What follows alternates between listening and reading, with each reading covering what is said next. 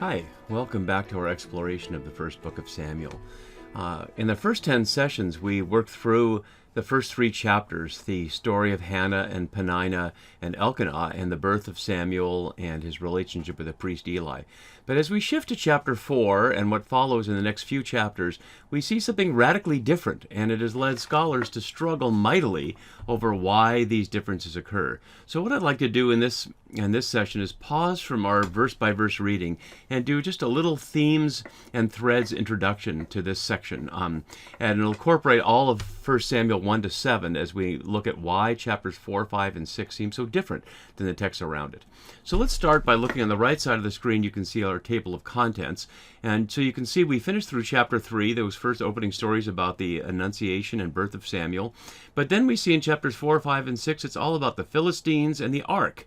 And that it's not until chapter 7 that you can see down there that Samuel makes an appearance again. And then in chapter 8, we turn back to Samuel's struggle with the Israelites and with Yahweh over the question of a king. So why these 3 chapters that seem to have nothing to do with the context around them? And scholars have come up with many theories, and I am not going to overwhelm you with all the theories because literally we could spend hours and hours and hours, and people have written many PhD dissertations on these questions. But if we don't explore some of it, we miss the point of what the multiple authors probably are trying to do. So let's look just briefly at the text that you see on the screen, and we'll see the beginning of the problem, and then we'll move the text away and we'll look at some other ways to approach this. So you see at the end of chapter 3, Yahweh continued to appear at Shiloh, and the Lord Yahweh revealed himself to Samuel. And then we see the very beginning of chapter 4, verse 1, and the word of Samuel came to all Israel, seeming to continue what we saw before. But then as verse 1 continues, it radically shifts. In those days the Philistines mustered for war against Israel, etc. And if you just scan down the screen, you can see this is about a battle with the Philistines, and Samuel is not mentioned again. And in fact, Samuel will not be mentioned again till the beginning of chapter 7. So what's going on there is what we see after that first sentence in verse 1, an introduction from somebody else that has been stuck in here in the Samuel story, or are the authors intending us to have this little side story that expresses something else? So let's put aside for now the text itself, and let's look at some of the elements of what we're exploring in these chapters. So in this themes and threads list, I'd like to just go briefly over some of the central questions that'll help prepare us for entering more deeply into the specific chapters in 4, 5, and 6. So the central questions of the entire book are: who is to lead Yahweh's people Israel? And in these immediate chapters, what role does Samuel have in this? And if we're readers of the biblical text in the order that we have it, which is to say Judges coming before 1 Samuel, putting aside for the moment the question of which was written first, which we'll get to in a minute, we see a range of 5 options that are presented as leadership options. One, of course, the name of the book itself, Judges, charismatic figures chosen by Yahweh to lead Israel in battle. But if we're to read through the book of Judges, we'll see that there's a gradual deterioration of what a judge is, from someone who boldly goes off in the name of Yahweh to defend the tribes of Israel against foreigners, to people like at the end Samson, who we'll see is very important in the Samuel story, who's all about lusting after women and revenge and violence, and seems to have nothing to do with caring about anybody but himself. So we'll see, given that legacy, how Samuel fits in or doesn't. The role of priests, a religious intermediary who could legitimize holy war against Israel's enemies. For anybody who raised Catholic or Episcopalian where priests are still practiced, that's probably not what you think of your priest there to do. But of course, throughout the world of Christendom, throughout the many centuries where the Holy Roman Empire or other forms of Christian empire colonized and ruled over many of the peoples of the world, certainly priests and popes and bishops were there to legitimize war. And we certainly know that through the doctrine of discovery and other things that enabled the colonization of the indigenous peoples of the Americas, among other things. So priests have played that role, and we see that here, and we'll see that more with the question of the descendants of Aaron legitimizing holy war, which is to say, not leading in battle, but proclaiming that the battle is in the name of Yahweh. Another option are prophets, someone chosen by Yahweh to speak in Yahweh's name, especially in relation to the covenant. And as we'll see in 1 Samuel, there is no covenant known, or at least talked about, in the sense that we know it from Exodus and from the prophets who are calling people back to those provisions, whether that's the Ten Commandments in themselves or the wider sense of the provisions of covenant that we find in biblical books such as Exodus, Leviticus, and Deuteronomy. Fourth option is a king, which is to say an office, rather than someone like a judge or a prophet who's chosen directly by Yahweh, or someone like a priest who, as we'll see, may be in the line of the Levites, in other words, something one inherits by one's genetic lineage. A king becomes an office, as we know through monarchies, something held by an individual, or, as we'll see, a house, like the house of Saul or the house of David, which is, say, their entire family, to fight enemies by leading a standing army. In other words, establishing a permanent bureaucracy that allows for a permanent army with the pros and cons of what a king gets in exchange for leading people. And we'll see that played out in 1 Samuel 8 as well as throughout the entire story. But then finally, Yahweh alone. Or as a New Testament position might see it, the kingdom of God or the kingdom of Yahweh as a direct rule without human representation. And of course, at one level, that's the ideal of the people who wrote Deuteronomy in the prayer that we know as the Shema. Hear, O Israel, the Lord your God, the Lord is one. You shall worship Yahweh alone with all your substance. And so to worship Yahweh alone can well suggest to not worship, which is to say not be obedient to humans, who even if they claim to be in Yahweh's name, but to be in favor of Yahweh alone. And perhaps that has something to do with the tour of the ark acting on its own without leadership of judge, priest, prophet, or king, as we'll see. So that's the overall question, and of course we'll see that question played out throughout the entire book, but especially in these opening chapters that are partly echoing Judges and other texts, as we'll see momentarily, but also looking forward to what comes in the narrative that follows. And so what's Samuel's role in this? And we see, as you can see from the inserted verses from the chapters we're looking at, Samuel at one level is this bridge figure that plays all the roles and none of the roles. So he's named as a judge. In fact, he'll say he judged Israel, but he's never a military leader. He's not named as a priest, but he does the priestly thing of praying for all Israel. Again, right, as you see in 7:5, right after his return from being gone for 3 chapters. He's also named as a prophet, the only judge here who's named as a prophet. But unlike the prophet Nathan, who we'll see later, he's not in service to a king, or unlike other prophets like Micah or Isaiah or Jeremiah, not in relation to the covenant. So he's speaking a word of Yahweh, but not out of this tradition. In relation to kings, he'll be this reluctant intermediary between the people and Yahweh. There's never a question of making Samuel a king, as there was of making Gideon and his sons kings in the book of Judges, but there's certainly the question of his role in approving of the people's request for a king, and we'll see that played out in chapter 8. And then finally, in relation to Yahweh alone, that he advocates in that very prayer that he will offer here to serve Yahweh alone. But that's, of course, not what the people do. So in that regard, he's a failed prophet in that he speaks the word, but the people refuse to listen. And one more aspect of this, and several scholars have grappled with this, and this is just something I'm going to put out there, and we'll have to explore this as we go. How does the character of Samuel in these chapters, in 1 Samuel 7 as a judge, fit with the character of him later in the book when he's described as a man of God who becomes a kingmaker? In other words, are there 2 different traditions of Samuel that have been laid against each other with inconsistent views, just like some have argued there's a pro-monarchical and anti-monarchical thread throughout the books of Samuel? Or are we to read this as one character who shifts his perspective as events unfold? So that's something to consider as we go. Samuel's clearly a liminal figure on all sides of these questions. So given those questions, what are some of the ways that the text helps us to contribute to this? And first, I just want to name these 3 threads, and then I'll show us another chart that links some of these together. And for those not familiar with all the back text, don't worry about that. We'll explore that more in the details as we go, but just to highlight the theme of what's going on and what the authors perhaps or perhaps not expect the audience to understand as they read through these, depending upon, of course, when we think these chapters were written, which we'll get to in just a minute. So, as we saw immediately in chapter 4, the ark, this wooden box, appears, and it'll start to move around and cause trouble among the Philistines, and it'll move all by itself, led by milk cows at some point.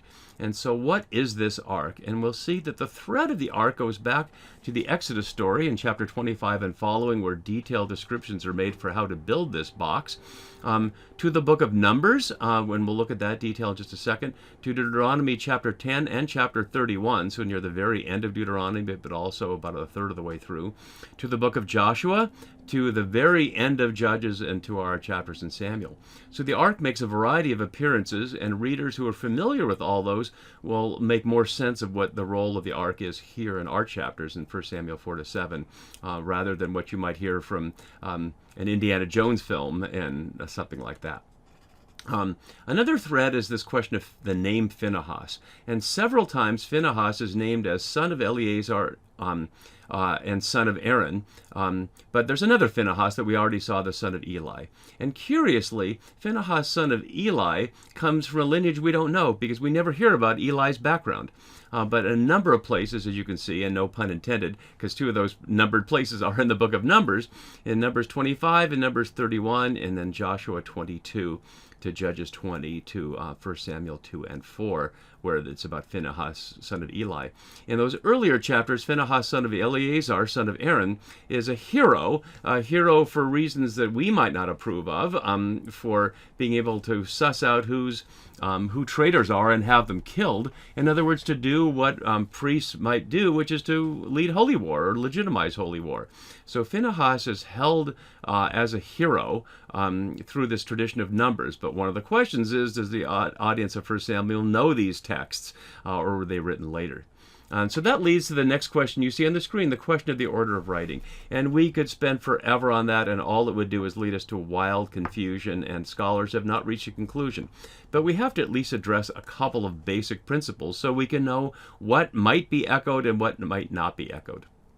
So first, as you can see, there's the challenge of dating non-Samuel texts such as Numbers. The book of Numbers is notoriously difficult to date because it's probably a pastiche of traditions from various times and places, and we can't give it one date. And so some of those texts may be very old and some may not. The only way to know is if other texts refer explicitly to them, then we can know that they're older than the text that's making the reference. But if they're just implicitly echoed, which is to say that Numbers echoes into 1 Samuel, they have the same kind of text, we can't determine from that which came first. But given the importance of Phinehas, it certainly seems like the authors are expecting the audience to be familiar with the positive tradition of Phinehas that's played out against the negative tradition as the son of Eli. But then there's the question of the dating of this very section of 1 Samuel 1 to 7. I have it there, 1 Samuel 7 alone, but really 1 Samuel 1 to 7 is the issue. And as I noted in an earlier video, David Jobling's view is that we should consider these first chapters to be something like extended Judges. In other words, the same themes of the deterioration of judgeship and the people doing what's right in their own eyes, the very ending of Judges, continues into these first chapters, and then shifts radically in chapter 8 into the beginning of the reign of Saul, and then will shift into the reign of David as later narratives have been added onto this. That's one way to view it, and it certainly makes some sense of it, as we'll see with some of the links. But it's not the only way to view it, and many scholars have disagreed and found ways to read this as all part of one consistent narrative. Whether it had originally separate pieces, perhaps, but put together in this intentional format. And then two specific character links that we want to make, and again, I'll show you the details in a minute. One is between Samson and Samuel. And in many ways, they're radically different characters. Samson, of course, a man of sexual lust and of violence, and we never see any of that with Samuel. We don't see him with any women other than his mother, and he never engages in any physical violence. But there are also many parallels we'll see in a minute. And one of the specific links is that the last time Philistines are mentioned is in connection with Samson, and then again, as we just saw in 1 Samuel 4:1. And it raises the question of the ongoing viability of judge as a leadership role, or whether that's completely played itself out. And as we'll see, it will tell us that Samuel's sons, like Eli's sons, are corrupt, and no further judges are called for. Not that judging was ever going to be a hereditary option, like monarchy may or may not become, but in any event, Samuel's sons are not going to be the judges, and the people end up not choosing another judge, but demand a king. And then finally, the role of the Philistines. And one of the questions that makes the issue of the Samuel before and after, the Samuel the prophet and judge versus Samuel the man of God, is that one Samuel seems to have his opponents Ammonites and the other one Philistines. And that may or may not be a function of different authors, but it's something to be paying attention of. And then it really raises the question of what role the Philistines have in this story. In the chapters we're looking at in chapters 4 to 6, they're flummoxed by this ark, and they're portrayed as hapless and afraid and not knowing what to do. But throughout the rest of the book, the Philistines are powerful warriors and have iron-wheeled chariots and are responsible for being able to sharpen iron tools, so they're needed by anybody else in this Iron Age period for support of not just their weapons and their vehicles, but of tools. And so they're a powerful force in the region. And in fact, the name Philistines is the antecedent of what from Latin became Palestine and Palestinians. So in many ways, the struggle between the Israelites and the Philistines in the books we're looking at are parallel to the struggles of Israelis and Palestinians now. But of course, the Palestinians don't have the iron-wheeled chariot advantage. The Israeli army obviously has the advantage in today's parallel. But we won't worry ourselves about that one. Rather, let's look at some of the details of how these threads go together. So starting where we just ended up with the Samson and Samuel parallels, you see they're both named as Nazarites, and we'll see how that vow is actually a little ambiguous of what that is, but whether that's about not drinking or not having a razor cut one's hair, or there's temporary or permanent, but they're both named as that, and only those two. They both face the Philistines, as I just noted. They both face destruction of a temple to Dagon, the chief Philistine god, although in two different cities. Plainly, the one destroyed by Samson is not the one that we're going to see in 1 Samuel, but similar to representation of worship of Dagon. And they're both born to women who seem to be barren but are divinely blessed and have a child. And although there are many other women like that, like Sarah and Rebecca in the book of Genesis, there's certainly no Philistines or Dagon temple or Nazarite question around the Genesis characters. So clearly Samson and Samuel are meant to be in parallel, certainly in these opening chapters. Then let's just look briefly at these three other threads that expand on what I showed you in the last chart. So in Deuteronomy, there's the question of this ark thread. So we see in Deuteronomy, in these references that I had listed in the last chart, at that time the Lord set apart the tribe of Levi to carry the Ark of the Covenant. And then we see that in the chapter 31 as well. Then Moses wrote down this law and gave it to the priests, the sons of Eli. So from Deuteronomy's perspective, it's the Levites who are responsible for carrying the ark. And we don't see anywhere that Eli is named as a Levite. And of course, he's not carrying the ark and his sons will die. So there's that question there about the ark. Then I was highlighting the Phinehas passage, and you see this unusual triple naming multiple times. Phinehas, son of Eleazar, son of Aaron, highlighting that this priesthood goes all the way back to Moses' brother Aaron. But is Phinehas a Levite? In other texts, we hear the Levites work under the sons of Aaron, but they're not the same as Aaron, and we'll see that in just a moment. So there's some tension there in traditions between whether Levites or the sons of Aaron are to be the priests taking care of the ark. And then we see that plays out multiple times. I didn't show you all on one screen, but you see it plays out multiple times. Then with the Eli thread, we see, of course, one of his sons is named Phinehas here, and there with the Ark of the Covenant, but obviously not Phinehas, son of Eleazar, but the name would certainly bring that back. And then we see in the chapter we're about to look at, the glory has departed and the ark has been captured. So this Phinehas is a complete failure at caring for the ark, and the ark will be on its own. And at the beginning of the transition to the next section, we'll see the people consecrated Abinadab's son, who's named Eleazar, to have charge of the ark. So again, not Levites, but a portentous name in the tradition we've seen, returning the ark away from the Eli family to somebody else. And then finally here in the Samuel thread, so we see Samuel begins in the temple of the Lord where the ark was, but a little later in the section we're looking at, again, it's the Levites who take down the ark after it's been away from the family of Eli, but before it goes to Abinadab's son, Eleazar. And then near the end of its journey, the people of Kiriath Jearim came up and took the ark and brought it to Abinadab's house. And we'll see in 2 Samuel, that's where David finds it way later. And we'll see that way down here where it's found later. So all of these themes and threads are highlighting the geographic battle that will take place in this location. And I know this is a little pixelated here to have you see it this big, but just to give you a sense of the journey that we're going to see of this ark traveling from place to place. And so throughout this, our central question will remain, who is it? Who is to lead Yahweh's people? So as we look into the details of these passages, I hope you'll remember some of these central questions, and you can use this as a reference as we don't lose the forest for the trees as we look at this up close. All right, see you next time. Bye-bye.